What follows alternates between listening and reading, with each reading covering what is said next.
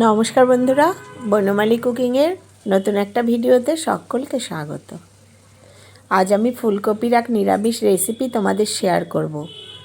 এইভাবে মশলা দিয়ে ফুলকপি রান্না করলে ফুলকপি মাছ মাংস ছেড়ে লোকে খাবে, এতটাই সুস্বাদু হয়। শীতের আমেজ পড়ছে এবং বাজারে ফুলকপির ছড়াছড়ি। এই সময় বন্ধুরা এইভাবে ফুলকপি আলুর তরকারি রান্না করে খেয়ে দেখো, খুবই সুস্বাদু হবে এবং বাড়ির লোক খুব ভালোও খাবে। চলে আসি এবার মূল ভিডিওতে। দেখো আমি এখানে ফুলকপি নিয়ে নিয়েছি, একটা বড় একটা ছোট। আর এই সময় ফুলকপিগুলো খুব ভালোই ওঠে। ফুলকপিগুলোকে আমি এইভাবে ফুলগুলোকে আলাদা আলাদা করে নিলাম। যেগুলো বড় ফুল সেগুলো অর্ধেক করে নেব, আর ছোট ফুলগুলো গোটাই রাখবো। তবে ফুলকপি কাটার সময় আমি আমার মাকেও দেখেছি এই যে ডাঁটার অংশটা কিছুটা কেটে বাদ দিয়ে দেয়, তাতে ফুলগুলো খুব সুন্দর সেদ্ধ হয়ে যায় ডাঁটার সাথে একই সাথে।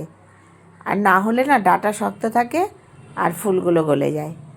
এরকমভাবে ডাঁটার মতো একটু আঁশ ছাড়িয়ে আর ডাঁটার অংশটা এরকম হাফ করে দিত। আমিও সেইভাবে করি, তাতে ফুলগুলো একদম গোটা গোটা থাকে আর ঝোলের মধ্যে খুব সুন্দরভাবে হয়। একই রকমভাবে আমি আরও একটা কেটে তোমাদের দেখাচ্ছি। এইভাবে কেটে নিয়ে একবার করে দেখো, খুবই ভালো হয়। আঁশের মতো এগুলো ডাঁটার ছুলে একটুখানি কেটে নিয়ে চিড়ে নিয়ে এইভাবে আমি সব ফুলকপিগুলো কেটে নিলাম। আমার যতটা দরকার আমি নিয়ে নিয়েছি। আর এখানে আলু নিয়েছি, ফুলকপির সাথে আমি আলুও দিয়ে দেবো। আলুটা ছুলে নিলাম, ছুলে তোমাদের একটা কেটে দেখাচ্ছি যে কেমন করে এর সাথে টুকরো করে দিলে খুব সুন্দরভাবে হয়ে যায় ফুলকপির সাথে। আর দেখতে যেমন সুন্দর লাগে, খেতেও তেমনি ভালোই লাগে। দেখো এইভাবে অর্ধেক করে আরও অর্ধেক করে নিয়ে আমি এক পাশটা 4 টুকরো করে নিলাম। এইভাবে এই পাশটাও 4 টুকরো করে নেব। এই রকমভাবে আমি আলু দুটো এখানে কেটে নেব। দেখো আলু ফুলকপি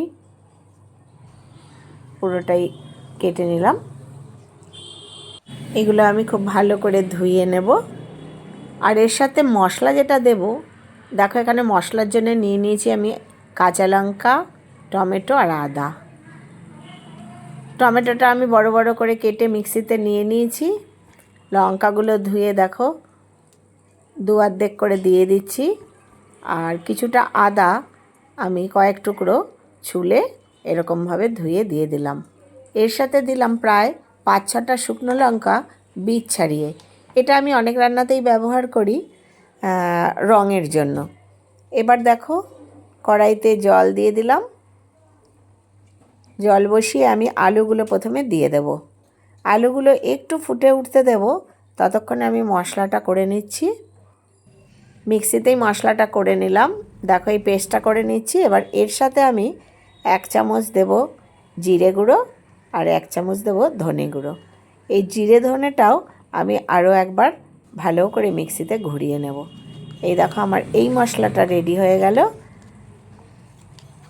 দেখো এরকম করে এই মশলাটা রেডি হয়ে গেল। এবার আমি আলুগুলো ফুটে উঠেছে, এখন আমি ফুলকপিগুলো দিয়ে নেড়ে চেড়ে একটু নামিয়ে নেব। ফুলগুলো কিন্তু সেদ্ধ করব না, তাহলে ফুলগুলো ছেড়ে যাবে। একটু নুন দিয়ে দিলাম। এর মধ্যে যদি পোকা টোকা থাকে, নতুন ফুলকপিতে থাকে না, তবু নুন দিয়ে এরকম জলের মধ্যে একটু হালকা ভাপ দিয়ে নিলে গ্যাস অম্বলও হয় না আর কোনো পোকামাকড় থাকলেও বেরিয়ে যায়। দেখো এবার আমি এটা জল থেকে ভালো করে ছেঁকে তুলে নেব।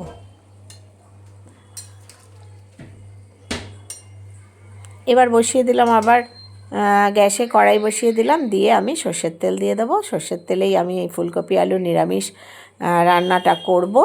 কিভাবে করছি সেটা দেখতে থাকো বন্ধুরা। ভিডিওর প্রথমেই একটা লাইক দিয়ে ভিডিওটি শুরু করো। আর যারা নতুন বন্ধু আমার ভিডিও দেখছো, তারা লাইক দিয়ে সাবস্ক্রাইব করে আমার পাশে থাকার জন্য অনুরোধ জানালাম। আর পুরনো বন্ধুদের তো অনেক অনেক ধন্যবাদ, যারা আমার ভিডিও দেখে তাদেরকেও, এবং যারা আমার সাথে রয়েছে, পাশে রয়েছে, আমিও তাদের পাশে থাকি। তাদের ভিডিও আমি পুরো ওয়াচ করি। এই দেখো ফুলকপিগুলো একসাথে করেই আমি ভেজে নেব। এগুলো কিন্তু কড়মড়া করে ভাজবো না। তরকারি করতে হলে ফুলকপি কিন্তু খুব বেশি ভাজা করা হয় না। এবার আমি এখানে আন্দাজ মতো ফুলকপির আন্দাজে লবণ আর একটু হলুদ দিয়ে নিলাম। ফুলকপিগুলো এবার লবণ হলুদ দিয়ে একটু সাঁতলে নেব। তোমাদের দেখাচ্ছি কীরকমভাবে এই ফুলকপিটা, এই যে এই রকম যখন হবে তখন আমি তুলে নেব। এটা আমার হয়ে গেছে। এই রকম ভাজা হলেই বেশি ভালো হবে, এর থেকে বেশি ভাজতে লাগবে না। ফুলকপিগুলো তেল থেকে ছাড়িয়ে আমি তুলে নিচ্ছি। এবার যেটুকু তেল আছে তার মধ্যেই আমি আলুগুলো দিয়ে দেব। আলুগুলো দিয়েও নেড়ে দেব এবং এই আলুর পরিমাণে আমি অল্প পরিমাণে নুন আর হলুদ দিয়ে নেব। সামান্য দিয়ে দেব লবণ আর একটু হলুদ দিয়ে দেবো। এইভাবে তরকারিগুলো ভাজার সময় যদি নুন হলুদ দেওয়া যায় তাহলে নুন হলুদটা কিন্তু খুব ভালোভাবে সবজির মধ্যে বসে যায়। আলুগুলোও খুব বেশি একদম কড়া কড়া করে ভাজবো না। এই দেখো আলুগুলো আমার অনেকটাই ভাজা হয়ে গেছে। এবার আমি আলুটাও তুলে রাখবো। আর এখানে যে তেলটা আছে সেটা নামিয়ে আমি কড়াইটা পরিষ্কার করে নিয়ে আবার বসিয়ে দিলাম একটা শুকনো লঙ্কা, একটা তেজপাতা ফাটিয়ে আর কিছুটা জিরে। ফোড়নটা হলে পরে যে মশলাটা আমি করে রেখেছি সেই মশলাটা এবার দিয়ে দিলাম। আমি কোনো লঙ্কার গুঁড়ো, যেটা রঙের জন্য আমরা ব্যবহার করি কাশ্মীরি লঙ্কার গুঁড়ো, সেটা আমি ব্যবহার করব না। অনেক সময় কাশ্মীরি লঙ্কার গুঁড়োর জন্যে ঝোলের টেস্টটাই পাল্টে যায়, তাই সব রান্নায় আমি তেমন ব্যবহার করি না। এবার এখানে মশলার আন্দাজে একটু, যেহেতু আমি এটা ঝোল করব তাই সামান্য পরিমাণে লবণ আর দিয়ে দিলাম একটু হলুদ। মশলাটা একটু কষিয়ে নেব। কষিয়ে আমি যে আলু ফুলকপি ভেজে তুলে রেখেছি, দেখো সেই আলু ফুলকপিগুলো আবার মিশিয়ে নিয়ে এই মশলার সাথে আমি আলু ফুলকপিগুলো কষাবো। এইভাবে কষালে মশলার সাথে তরকারির স্বাদ কিন্তু বহুগুণ বেড়ে যায়। তবে সাবধানে ধরে এই কষাতে হবে যাতে ফুলগুলো ভেঙে না যায়, গুঁড়িয়েও না যায়। দেখো আমার ফুলগুলো একদম গোটা গোটা রয়েছে। এবার এর মধ্যে আমি 2 চামচ ফ্যাটানো টক দই ব্যবহার করব। টক দইটা এবার গ্যাসটা হালকা করে দিয়ে টক দইটা আমি ভালো করে মিশিয়ে নেব। আমি যেভাবে করছি সেইভাবে একবার বন্ধুরা করে দেখো, খুবই সুস্বাদু নিরামিষ তরকারি হয়। অনেক সময় বাদাম, চালমগজ বেটেও আমরা ব্যবহার করি, কিন্তু সব সময় সেগুলোর দরকার হয় না। একটুখানি গরম মশলার গুঁড়োও আমি এই সময় কষানোর সময় দিয়ে দেব। আর স্বাদটা ব্যালেন্স করার জন্য একটু চিনিও দিয়ে দিলাম। এবার মশলার সাথে টক দইয়ের সাথে গরম মশলা, একটু চিনি সব ভালো করে মিশিয়ে নেব। দেখো এইভাবে মিশিয়ে নিলে আমার রান্নাটা কিন্তু করতে আর বেশি সময় লাগবে না, কারণ সব কিছুই মোটামুটি অনেকটাই সেদ্ধ হয়ে গেছে। এবার আমি একটু গরম জল করে রেখেছি, সেই গরম জলটা মিশিয়ে নেব। আলুগুলো আর কপির ডাঁটাগুলো যাতে সেদ্ধ হয়ে যায় সেই রকম পরিমাণে একটু জল আমি ব্যবহার করব। আর এটা ফুটে উঠতে দেব। এই সময় আমি কিন্তু ঢেকে দেব না, ঢেকে দিলে অনেক সময় ফুলগুলো গলে যায়। ফুলগুলো যাতে গোটা থাকে অথচ সেদ্ধ হয় সেই রকম করেই আমি রান্নাটা করলাম। এবার একটু নুন মিষ্টিটা দেখে নিলাম, আমার নুন মিষ্টি ঠিকই আছে। তরকারিটা হয়েই গেছে, এবার আমি নামিয়ে নিলাম। দেখো সার্ভ করার জন্য পুরো রেডি। এই সময় আমি একটু গরম মশলার গুঁড়ো ওপর থেকে দিয়ে ঢেকে রাখবো।